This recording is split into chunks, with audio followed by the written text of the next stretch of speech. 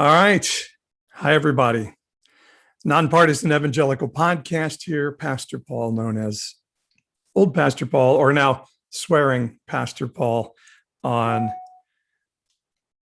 TikTok.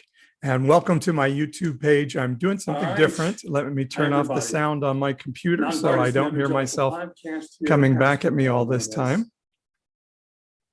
So we're doing something a little different today. It's been a while since I did my own podcast by myself. I've had such great guests lately. If you didn't listen to last week's podcast with David C. Smalley, the atheist, gosh, you got to go check it out. It's so good.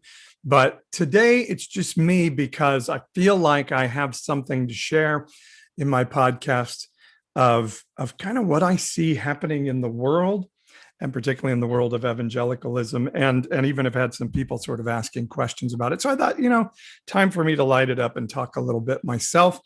So I'm doing this live on YouTube, also TikTok. You guys get to tune in, but this is something I'm going to do with the YouTube channel a little bit more. And I really want you to go join my YouTube page because TikTok is just shadow banning me. It's very clear. I did a video yesterday on evangelicalism and a video on my Old Pastor Paul page. The video on evangelicalism is now up to over 150,000 views. We added more than 3,000 followers last night on evangelicalism alone. And my video on my Old Pastor Paul page had about 4,000 views. And that's huge now for me on the Old Pastor Paul page. So I've got to try some new things.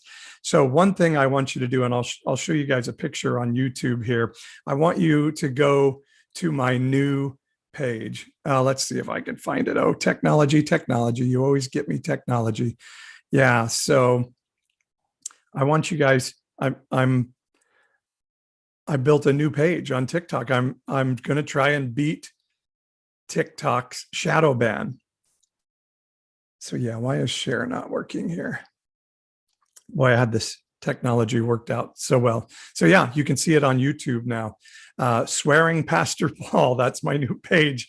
Since people are so concerned about my cussing, I thought I would just go with it. And my name is Swearingen, is my last name, Swearingen. So I went with Swearing Pastor Paul. So do me a favor, you guys on TikTok, you guys on YouTube, go subscribe or follow, I guess, on TikTok, my Swearing Pastor Paul page, and on YouTube, subscribe to my Pastor Paul page there.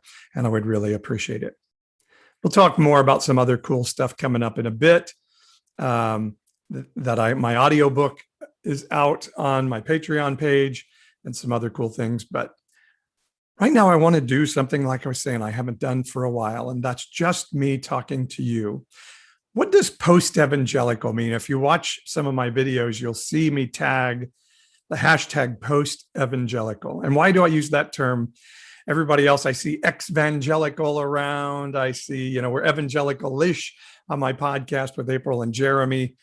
But I like the term post-evangelical. And what does that mean? I want to chew in to post-evangelical today. And what does it mean in terms of the fact that my wife and I don't attend an evangelical church that meets in a building anymore? Not only did I step out of leading pastoring, I felt like we ultimately had to leave the church. And so let's talk about that a little bit today on the Nonpartisan Evangelical. Thank you guys for joining me on YouTube and TikTok. And let's talk what it means that the world is now, in my view, post-evangelical on the Nonpartisan Evangelical Podcast, which you can find at pastor-paul.com.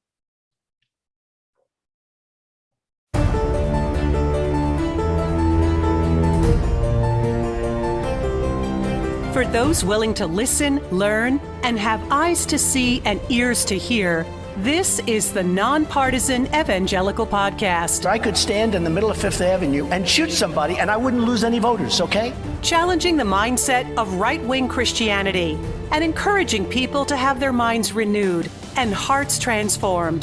What knucklehead, mush for brains evangelical leaders are trying to overthrow Trump? It's a special kind of dumb. And calling yourself a Christian. Let's have better conversations about the life modeled in the Bible. so we can truly tell the world God is not mad at you.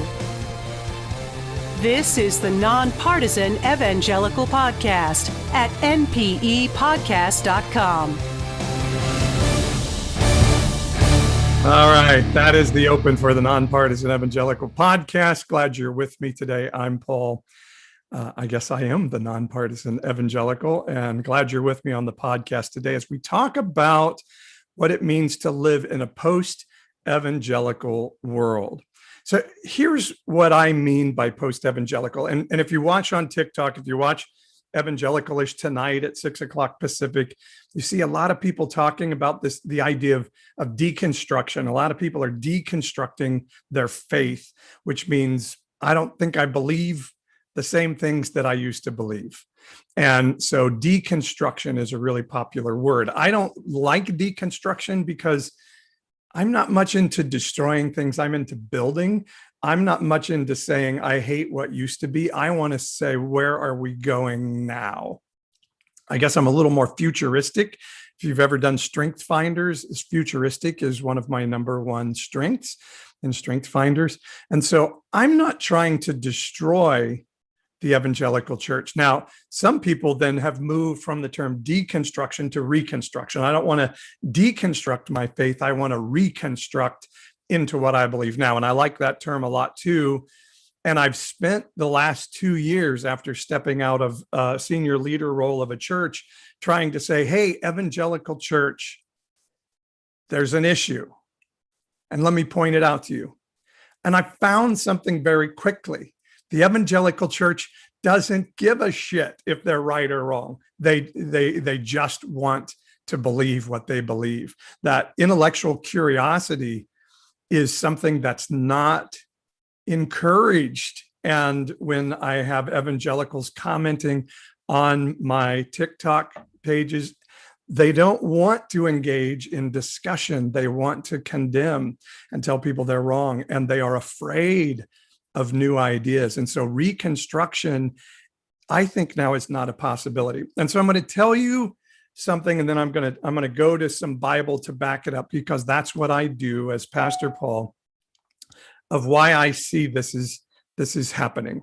And so, if you don't believe in the Bible or Christianity, that's okay. Just hang in there with me, and we'll talk those things through. You don't have to believe in Christianity the way I've believed in it my whole life, and I'll tell you a little bit more about that as we go.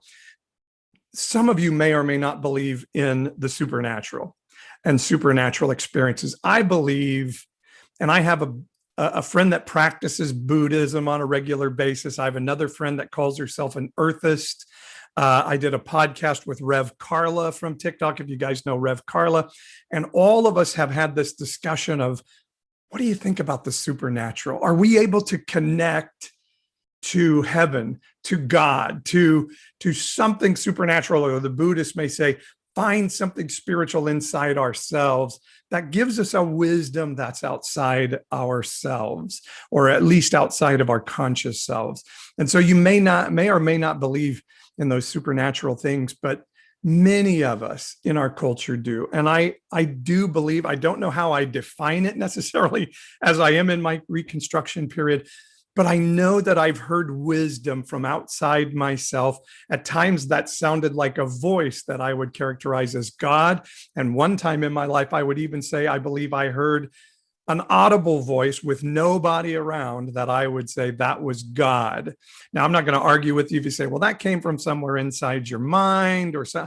I'm not going to argue with it. I'm just going to tell you, I heard something that was impactful and life-changing to me. And so this happened to me in 2018. I started seeing people around me, even around the 2016 election, but even well before that, I had watched Christians starting to have this right-wing narrative that I thought, this is really destructive in the church.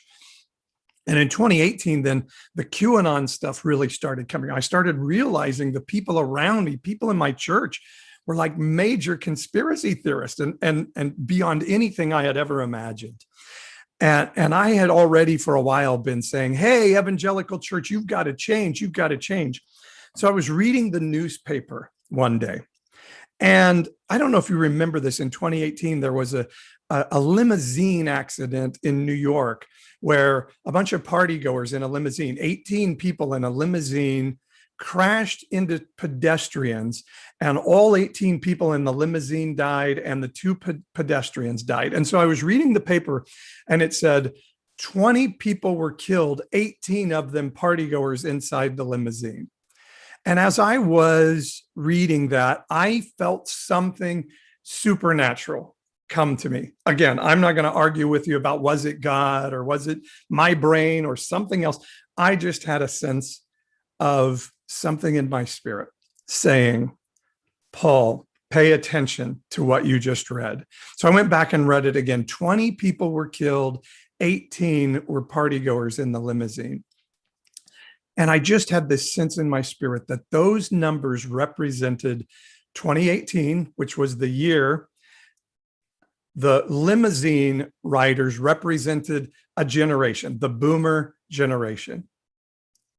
They were partying, they're running up big deficits. They don't care if the planet is going to be around for their kids. The boomers are partygoers.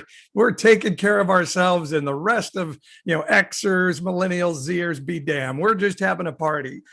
King Hezekiah in the Bible was an example of like, hey, my sins are going to be visited on my kids. Isn't that awesome? And that's how I characterize the boomer generation. And somebody's going to say, oh, that's not fair. That's not all of us. It is the mindset of a generation, though. It is the spirit of a generation.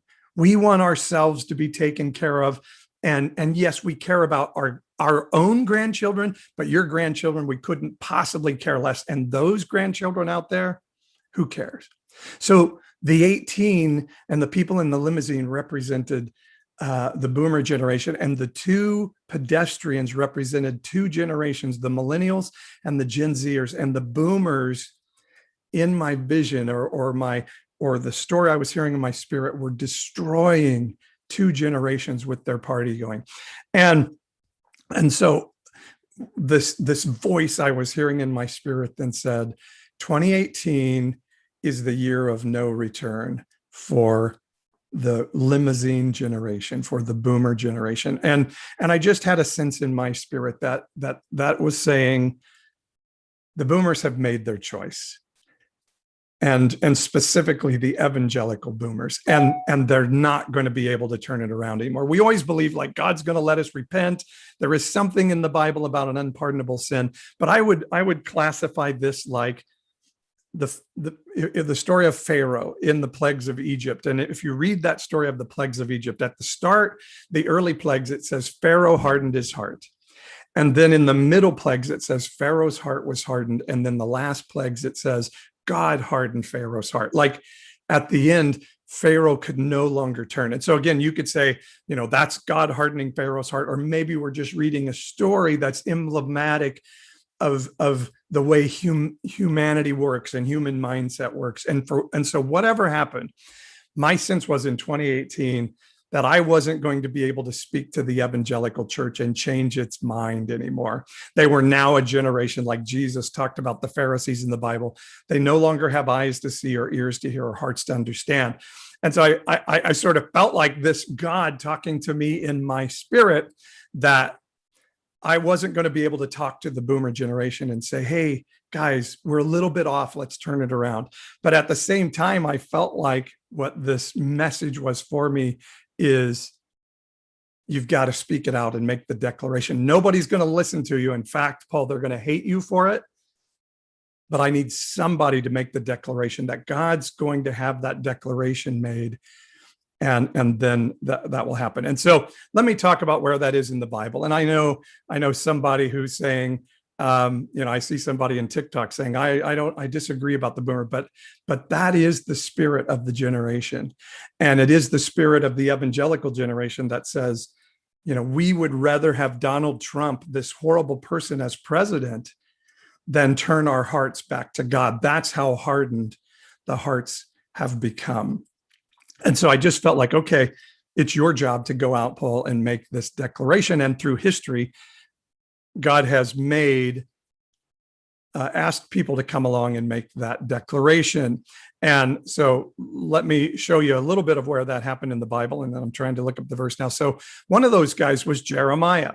And if we look at the chapter Jeremiah 5 in the Bible, we see Jeremiah making this declaration and telling the people, oh, by the way, it's not going to happen. Jeremiah's job, if you read the book of Jeremiah in the Bible, he was at a time when Babylon looked like it was becoming a military threat to Israel. And there were these prophets running around saying, we're God's people. We can't be hurt.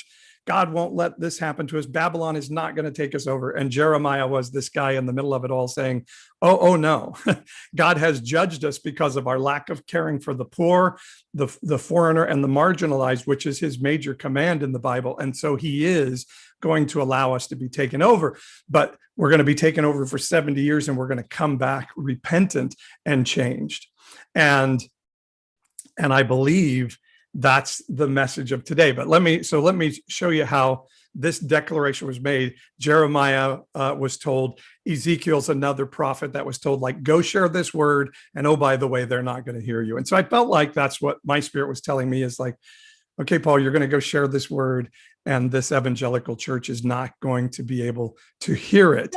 And that's okay. You're just going to share it anyway. So let me read from Jeremiah 5.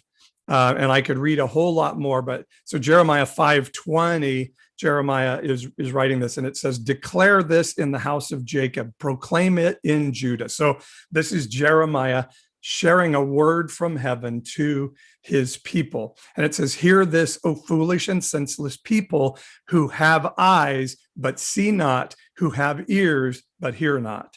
So that's a curse that's being spoken. That's Isaiah 6 is where we see this. And then Jesus is seen in the New Testament reciting a curse like this, saying that those religious people, this religious system, it no longer has eyes to see and ears to hear. They can't change because they've lost their ability to hear what God is doing in a season. And so God says this in Jeremiah 5:21, you foolish and senseless people who have ears but see not, have eyes but see not, and ears but hear not. And he talks about verse 23, this people has a stubborn and rebellious heart.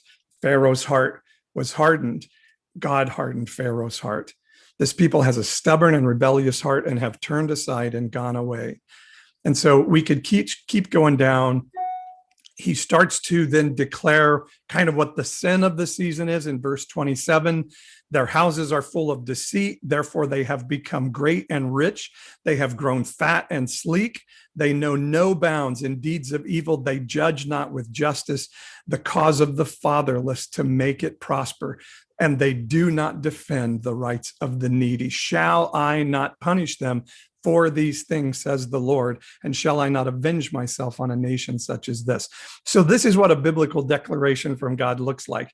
Here's my judgment on you. All through the Bible, God is saying, I will judge a people who don't have a lot of hospitality, who don't have hearts for the poor and the foreigner, the widow, and the marginalized. And when that happens, eventually I will have somebody step up and say, hey, if we don't change, we're in trouble. And then finally somebody will jump up and say, hey, we've made our choice. Like the generation at the edge of the Jordan River, you're going to have to turn around and march in the desert so another generation can come along and inherit the promise of God. And so this is what I was hearing in that season. I know it's kind of hard to hear. Scripture again, please. So I was reading from Jeremiah 5. I didn't read every verse, but I started in verse 20, and right there I went through verse 28. And so again, the judgment here is they've become great and rich. They want to prosper. They're prospering, and they've grown fat and sleek. That means they have more than enough and all this great stuff. And then it starts to say they know no bounds in deeds of evil. Because why? Because they judge not with justice, or that word would be shalom or welfare. And what are they not judging right? The cause of the fatherless. The fatherless would have been in those days the poor. If you didn't have a father, you had no way to bring income into the household. So the fatherless would mean homeless, poor. So you're not judging with justice the cause of the fatherless. They were commanded to never have poor people. in the Jewish religion. And even when Jesus quoted, the poor will you always have with you, he was quoting a verse in Deuteronomy that says, the poor you'll always have with you. So make sure you go to them with an open hand so that you never have, so that they're not poor anymore. Your command is to not let anybody be poor around you. And so those of you who are fat and sleek, you better be giving some stuff away because you've got more than you need. And so then God says, shall I not punish them for these things? Now, how do I know that this sort of applies to us? Well, first, I've been an evangelical all my life, and I know our politics have caused us, while we do some good deeds for the poor, we don't care about justice for the fatherless. Our right-wing religion has caused us to care more about banning abortion, about banning gay marriage, about winning the battle of power for the Supreme Court, of imposing our Christian will on a nation, than caring about the cause of justice for the fatherless. And God says, shall I not punish them for these things? Shall I not avenge myself on a nation such as this? Now, when we hear that word nation, we would think, oh, well, America is our nation. But actually, when he's talking about nation, he's talking about people groups. So a nation could be a village of people. It could be a very small group of people.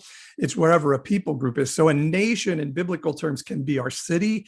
It can be our region. Like I live in Fresno. I live in Fresno County, which is a little bit bigger. And I live in Central California, which is a region. And then I have a state that I live in of California. And then America is the much larger part of that. But I am responsible in some ways for the heart and the spirit of that mindset that we share as a city, region, state, and country.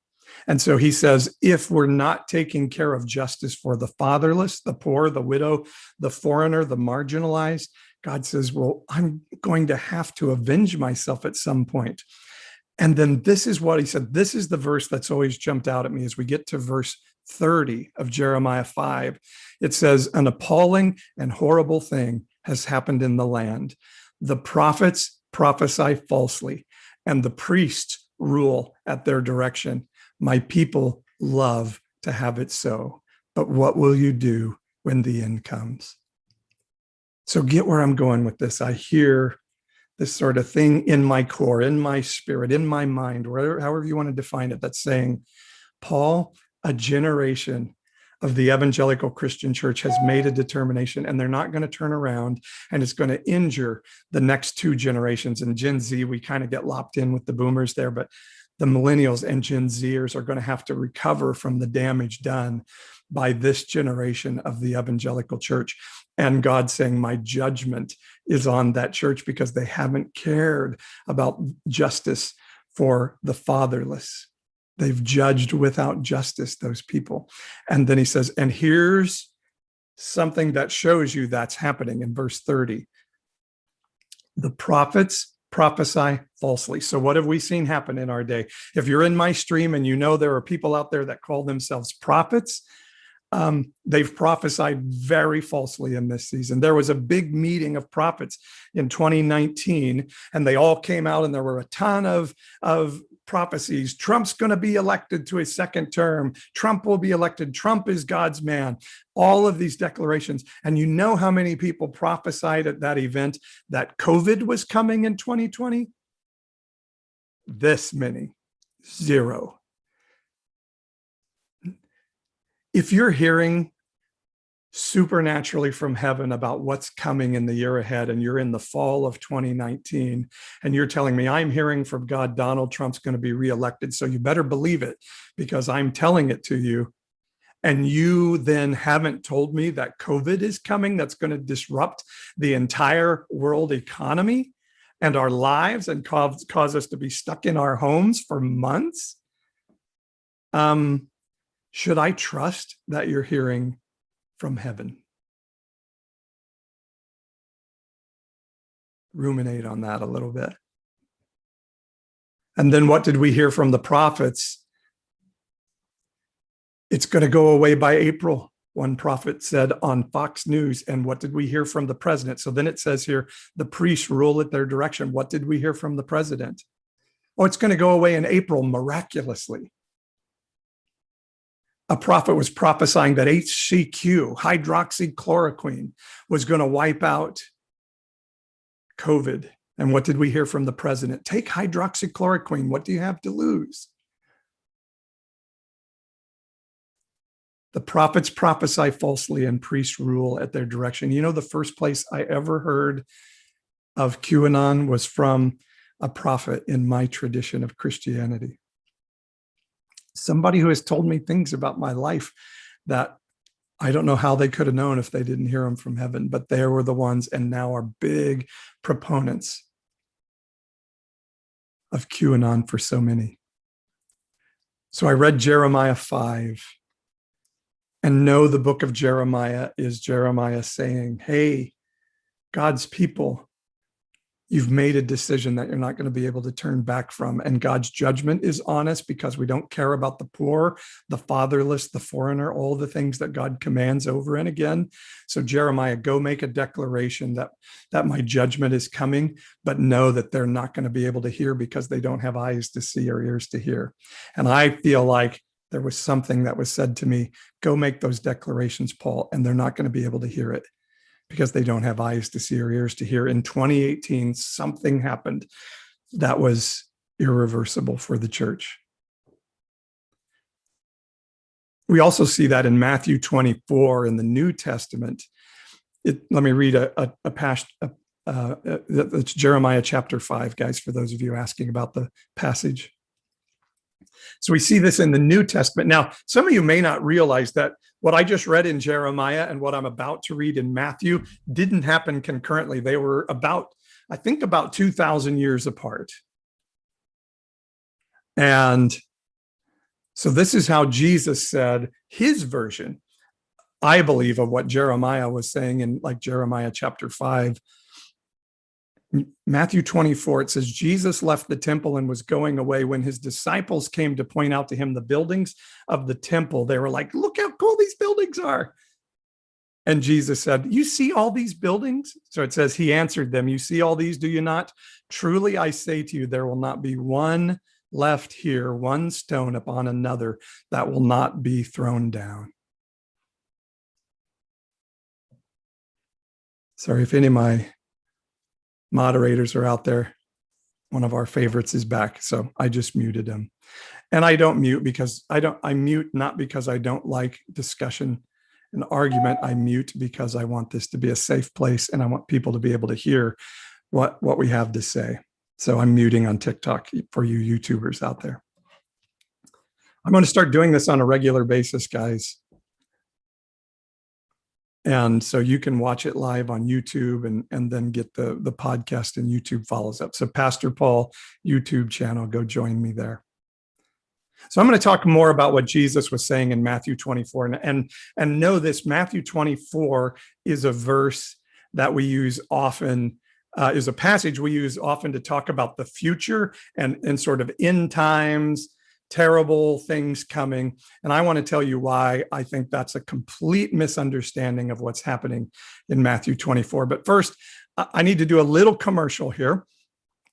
I want you to join my Patreon page. And for those of you who are watching on YouTube, I just put up a QR code. And if you just point your phone at that, it'll take you to my Patreon page, the NPE Patreon community.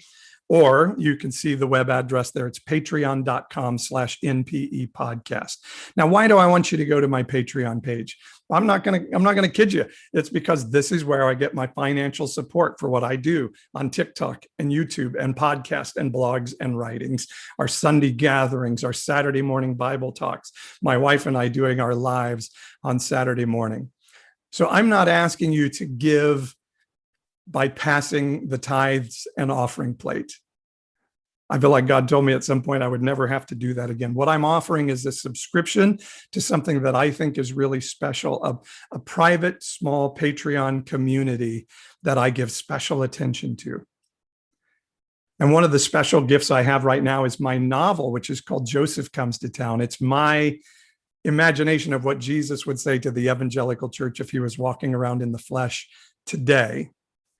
That book is called Joseph Comes to Town, When the Religious Right Becomes Religiously Wrong. And if you join my Patreon page, you get that audiobook version of that for free. And you get some other special things like my Patreon group this Saturday at 8 o'clock Pacific time. They get a special Zoom session with me. We get some time together. And so if you love the message, if you love what I do, if you're hurting financially, you send me a DM and say, I can't afford to be on your Patreon community, but I would so love to be in there. And we can talk about that because I'll let you in. I'll find a way. I'll get somebody to pay for you so that you can be in. But if you can help,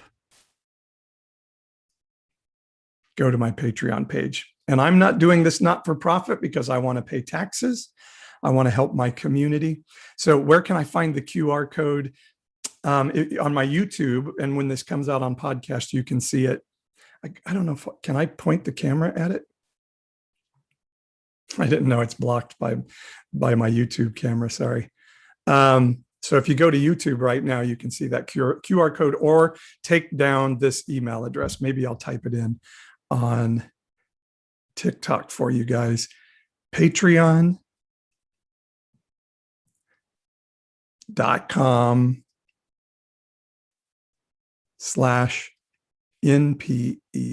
podcast. So that's there for you. If you would like to help spread the message and continue to help financially facilitate this, go help, and we'll give you, and it's a subscription. It's not a donation. You're not going to get a tax deduction. It's a subscription if you like the message and if you'd like to get a little bit closer contact. And I do pay taxes on that money. And I'm happy to pay taxes on that money because I like helping my community with schools and roads and things like that. And if you're on YouTube, just point your camera at the QR code and it'll take you right to the website. I know this kind of can be triggering for some because you could say, oh, here we go. It's a pastor asking for money. But I'm not ashamed to say, if I'm doing a service that's helping you, then I want to invite you to help contribute to that so we can keep it going. And if you can't afford it, let me know and we'll work that through together because I don't want money to be a hurdle to anybody. But I do have to feed my kids and I do have to pay my mortgage. And this is what I feel like is the call of my life, to share this message. And I think through social media, I can fund it by providing a service. I also do coaching. If you're looking for coaching, you can do all of that. So that's my commercial, patreon.com/NPE podcast, nonpartisan evangelical NPE podcast. And I'll say it one more time, patreon.com/NPE podcast. All right. Thank you for indulging me and letting me do that. So I was talking about Matthew 24. Jesus' disciples are saying, Jesus, look at this temple. Isn't our religious system amazing? Isn't our racial heritage amazing? This is what it's all wrought, is this incredible group of buildings known as the temple. And Jesus looked at it and said, you love all these buildings, you love this religious system, you love your national heritage, it's all going to be gone. In fact, it's so going to be gone, not one stone is going to stand on top of another. Now, don't hear me wrong. I'm not putting down Judaism and I'm not putting down the Jewish race. What I'm saying is a part of that religion that became so intertwined with politics and government and law that it became oppressive to the people. That's what Jesus was speaking against, not the Jewish people and not the Jewish nation. He was speaking against, just like I'm not speaking against Christianity, I'm speaking against a segment of Christianity in the evangelical church that has made decisions that make it an oppressive spirit in our culture and a divisive spirit in our culture, rather than one that reflects the heart of God as modeled to us through Jesus Christ. Okay, hear that clearly. But Jesus was saying that religious system that's intertwined with your nationality and your nationalism, that's going to go away. It's going to get completely destroyed. And by the way, in the meantime, it's going to take away eyes to see and ears to hear of those religious people. And anybody that doesn't beware of that in the future, the same thing's going to happen to them. They're no longer, if they don't beware the leaven of the Pharisees and the Sadducees, they're not going to have eyes to see and ears to hear. And that, I believe, is what we're seeing in America today, that Jeremiah could be here today saying, the prophets prophesy falsely, the rulers rule at what they hear from the prophets, and my people like it that way. How can I not judge a people such as this? So I believe because of that, we're going into what I call a post-evangelical world. Kind of a scary term, huh? But what it means is I'm not here to declare destruction to the Christian religion. I'm saying it's time that a mindset is going to pass away and a new mindset comes. Just like the New Testament is all about how this old religion has passed away and the new has come. And we read in the book of Hebrews how that religion, that old religious system, was never God's plan in the first place anyway. And Hebrews is all about how don't go back to that old system, but go to the new. And before I go deeper into Hebrews, let me tell you one thing about Matthew 24, because some people believe Matthew 24 is a chapter about things to come, an apocalyptic end to the world. Well, I believe Matthew 24 is actually pointing to the destruction of the temple. And Matthew 24 actually occurred in AD 70 when Jerusalem was destroyed in a fierce, horrific fashion by the Roman army. And so when you read Matthew 24 or you read Daniel, be careful that you don't go, oh, this is something that's coming in the future. I believe it's something that was predicted to be coming in the future when it was written, not something that's coming in the future for us. What the book of Hebrews is saying is that old system is going away and a new will come. I saw somebody said, what does that look like? And I would say this,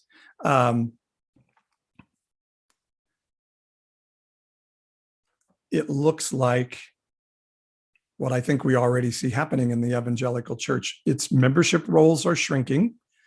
They have been for a long, long time. The millennials are statistically the lowest church attending generation in American history as they've come into adulthood. And Gen Zers, we're told by stats, are going to be even less of a church attending generation. So we see the evangelical church is already naturally seeing its influence start to erode. Now, right now, we're having one last big scream, we're still in charge of the world. But millennials and Gen Zers are saying, hell no, we won't go.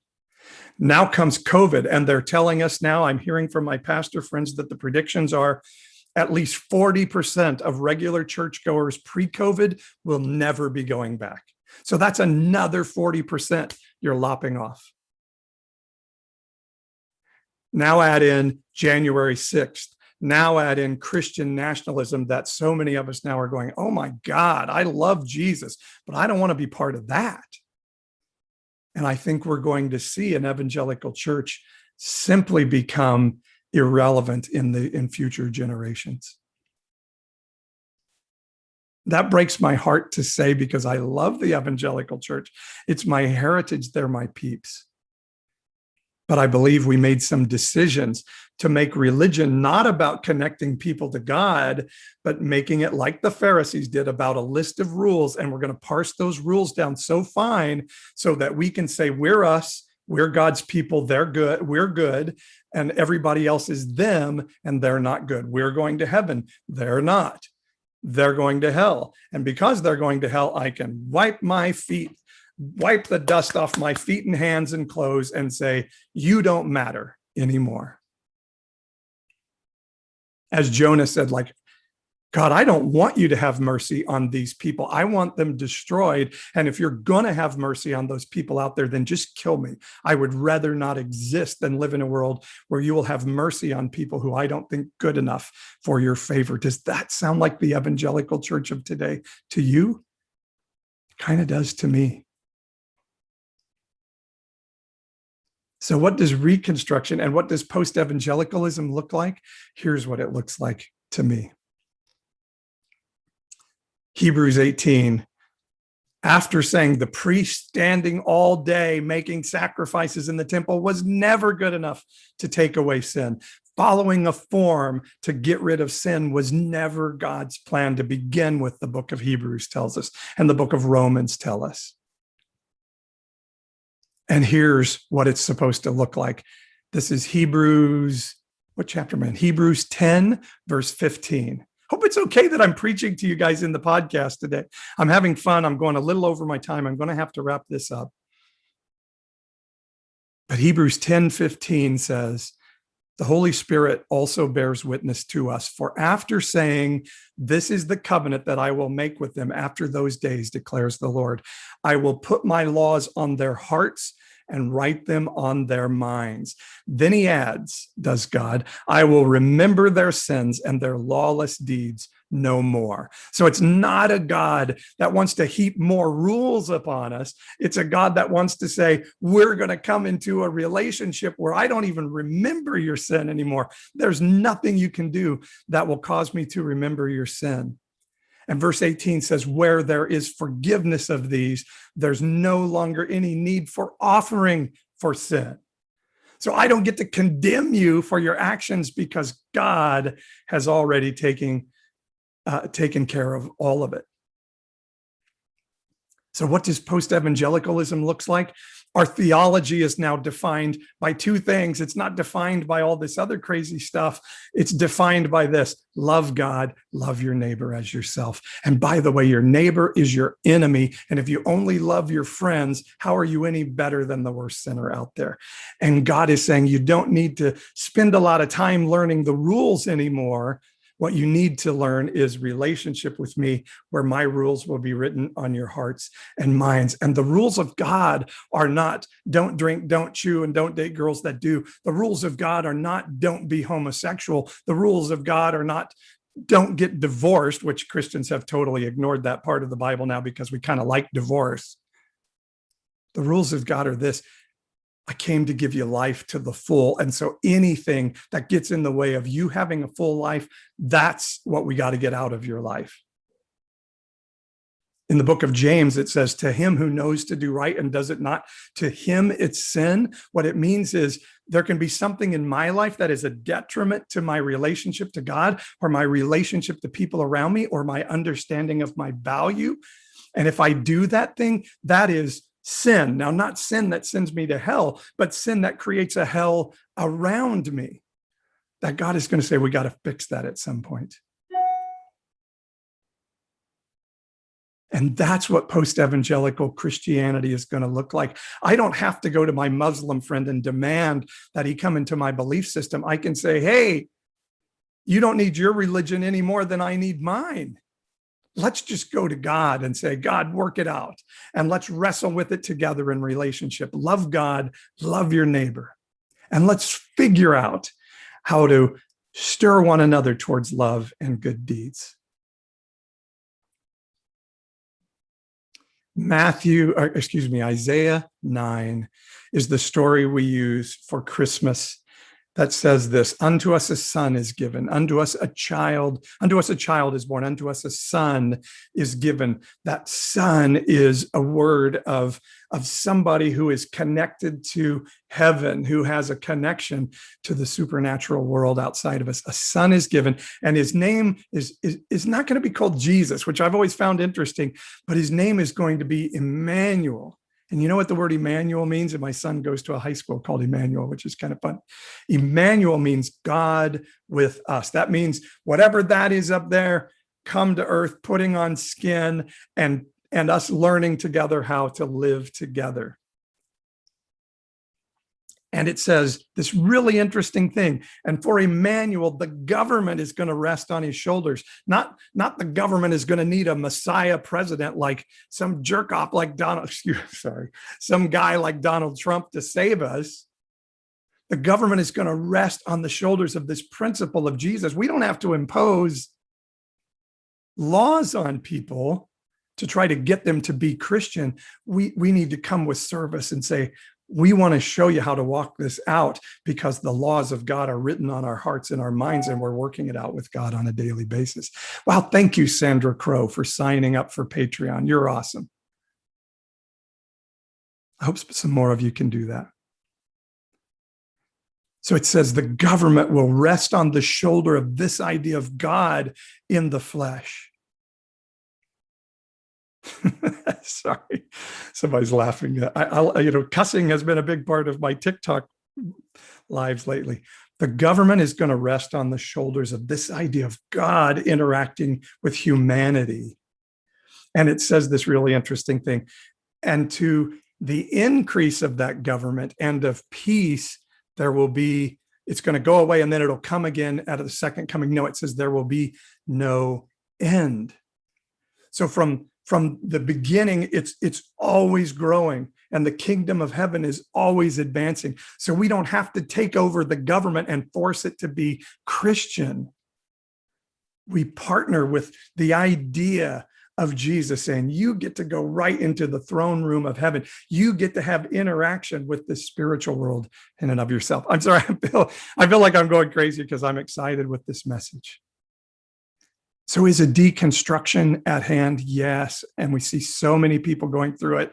And the beauty of that moment is so many people are saying, wow, I didn't realize how traumatized I was growing up in my evangelical church. I didn't realize how the very poor translations of the Bible that impose the bondage of the law on me are not God's heart. That's a man-created religion that Jesus never came to create. And so we're in a season where God is now saying, I've been declaring that if it doesn't change, I'm going to have my judgment. And to me, he came and said, okay, Paul, declare that judgment.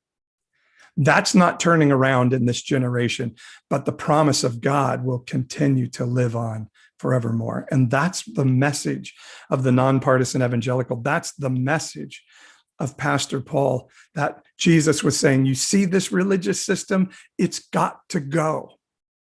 Not the Jewish religious system, mind you. Again, let me be clear. Any religious system that says we are going to put rule upon rule upon rule to make somebody look second class and heap shame on them.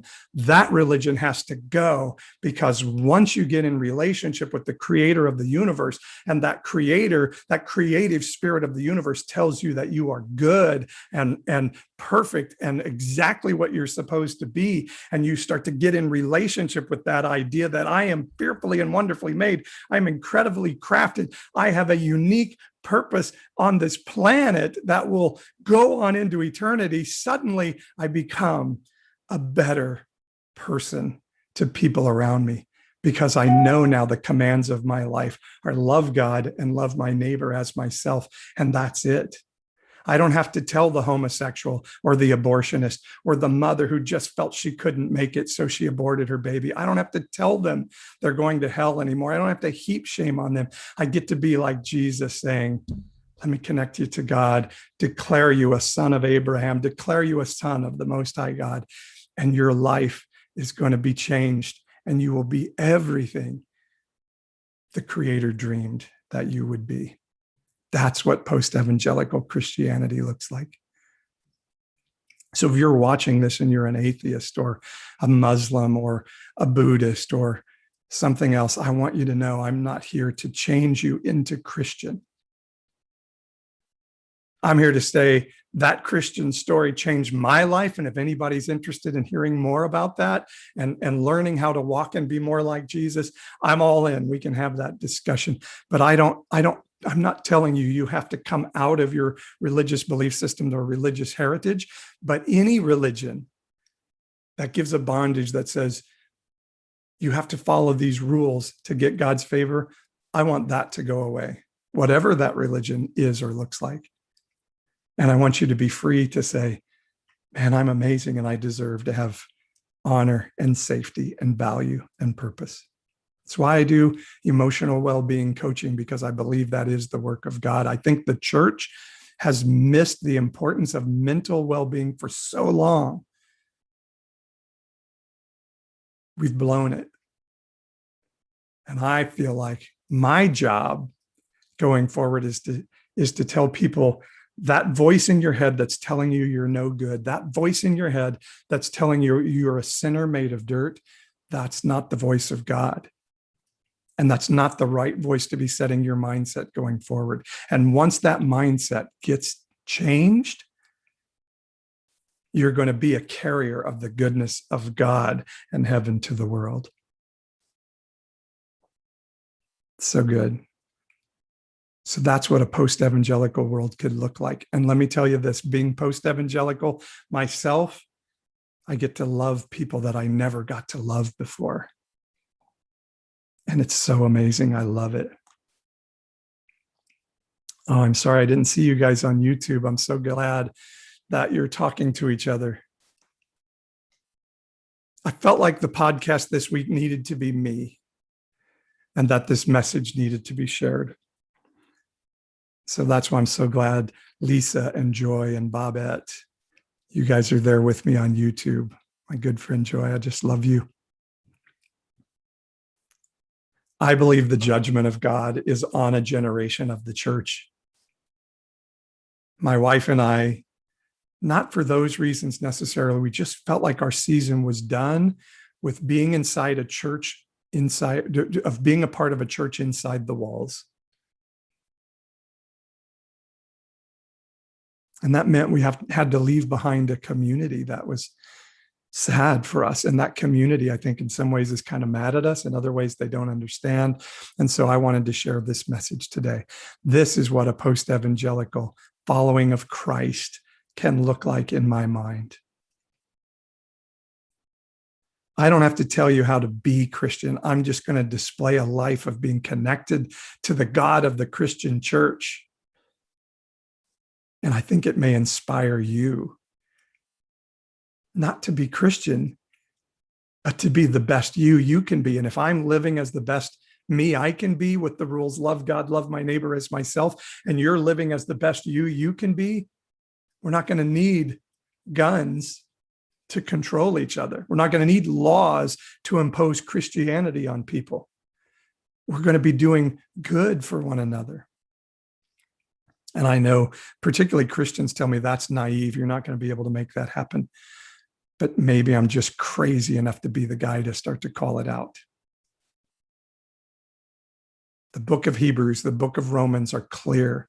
The rules don't work. They never have, and they were never God's intent. Being in relationship with God and relationship with each other and working the mess of that through together, that was always the plan. And that's what he's calling us to today. Very cool. So God bless this message to everybody hearing. Love on us today. This Palm Sunday week, with the triumphal entry coming, where people are like, yay, our Messiah, our King is coming. Here we go. And then all of a sudden, they're a week later saying, crucify him, give us the zealot. We want government overthrow. We don't want a suffering servant, just like the evangelical church would say today. We don't like Jimmy Carter, a humble, meek, Habitat for Humanity building president. We want an asshole like Donald Trump who will let us win. We want our prophets to prophesy falsely and our leaders to lead out of the false prophecy. We like it that way.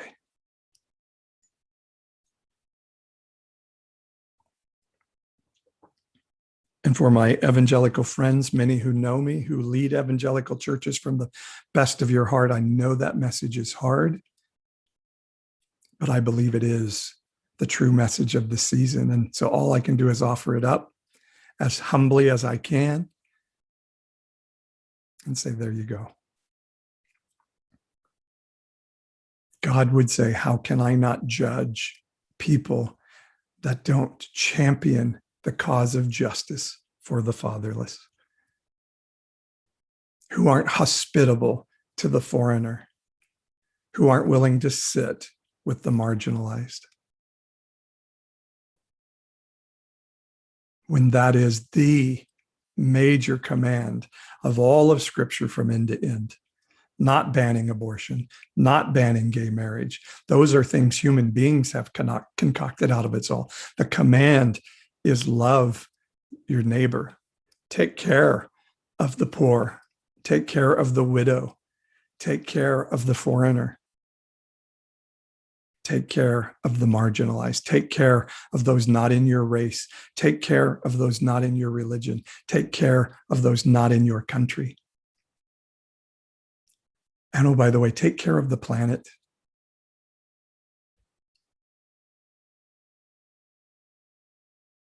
And we've made it something else. That's so ugly. A post-evangelical world, I think, can be a much less divisive, much more God-focused world. All right. I want to do one thing that I'm going to do in podcasts going forward. I'm going to show you my favorite creator of the week for you to check out. But first, let me do a quick commercial. I told you could join my Patreon page and get the audiobook. This Saturday, if you join my Patreon group, we're going to have a book discussion group. You don't have to have read my book, Joseph Comes to Town. We're just going to have a discussion group that comes together this Saturday morning. And so these are just the types of things that if you're in my Patreon group, you get a little bit of special access to me, if that matters to you, a little bit of special access to one another. And it has a very low cost of $5.99 a month to help continue to spread this message and let me live and do the things that I do. Now, if even that amount of money is a hurdle to you, you let me know. You DM me on TikTok, and I'll work that through with you. So let me ask you two more things I need you to do for me. So TikTok has been shadow banning me for over 6 weeks now. TikTok is artificially holding down my views. And you know how I know this is happening? Well, the numbers are indisputable. But yesterday I posted a video on the Evangelicalish page, the podcast I do with April and Jeremy. You know how many views that video has as of this morning when I looked? 150,000 views.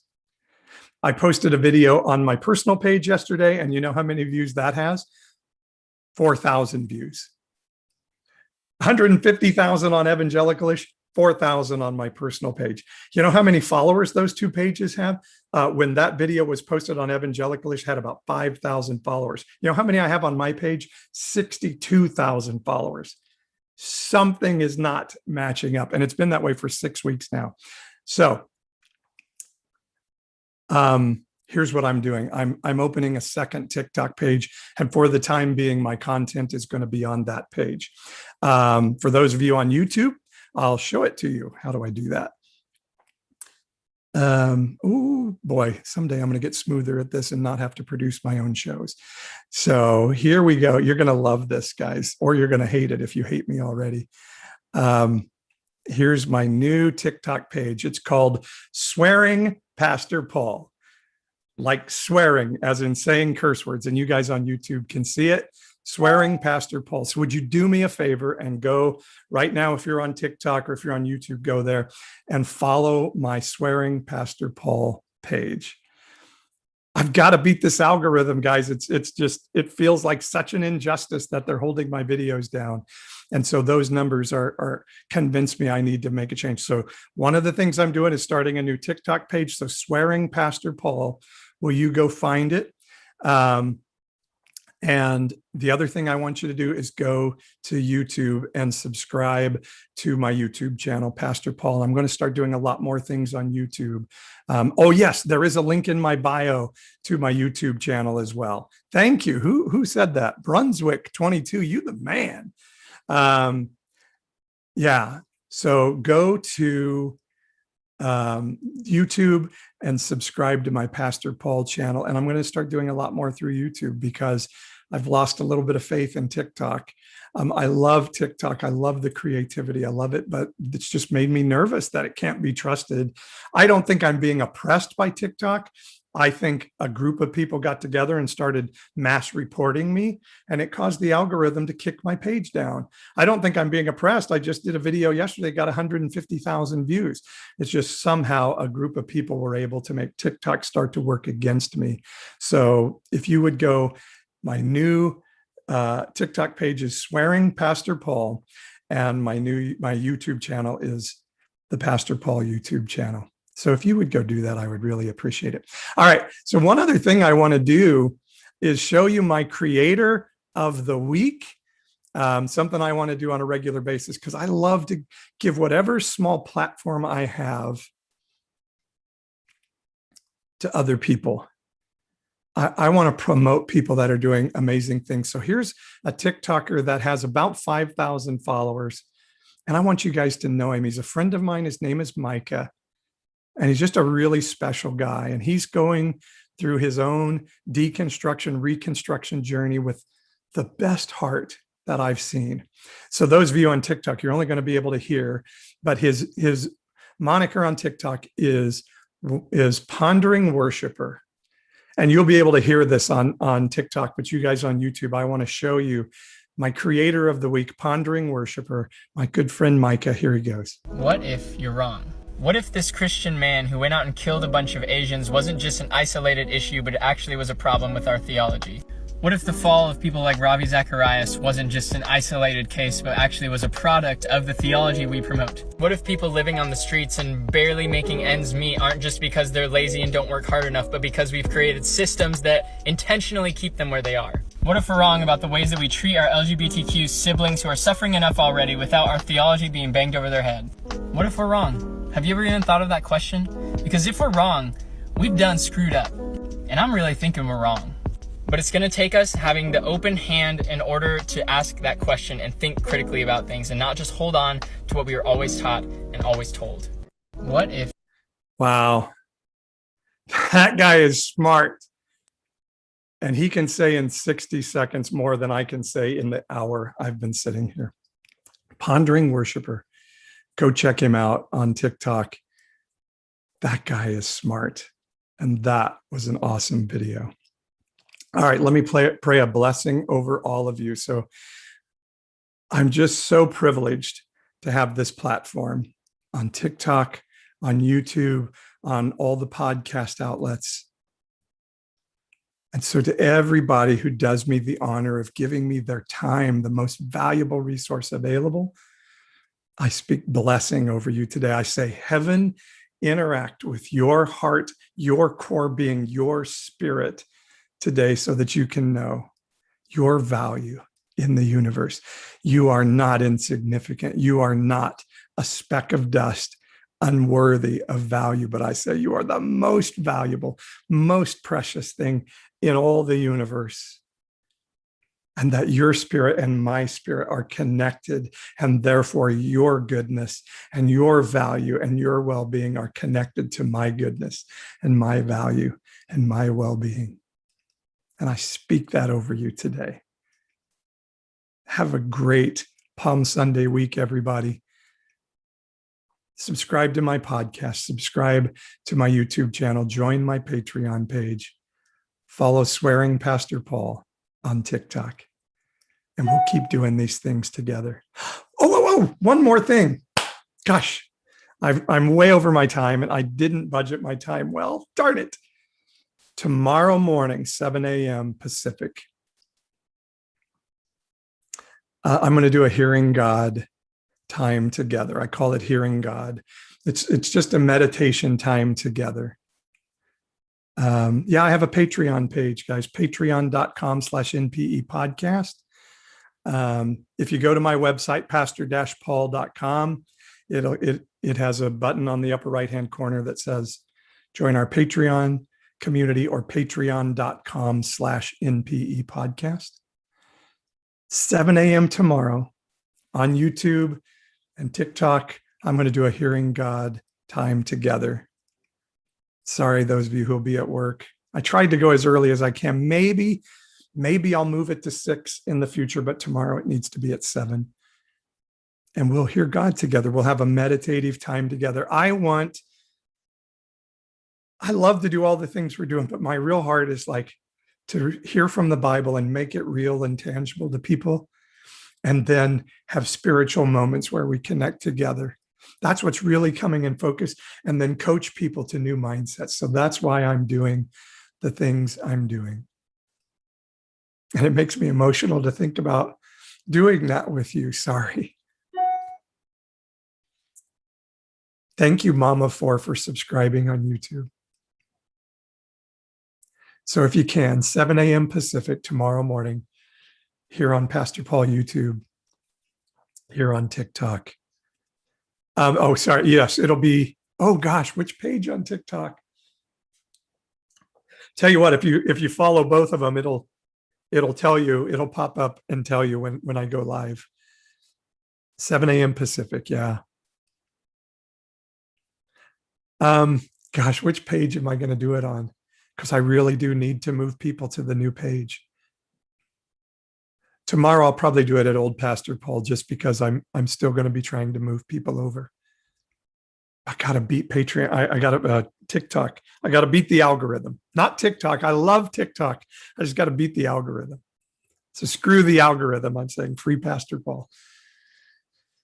All right, guys, I've kept you much longer than I proposed that I would.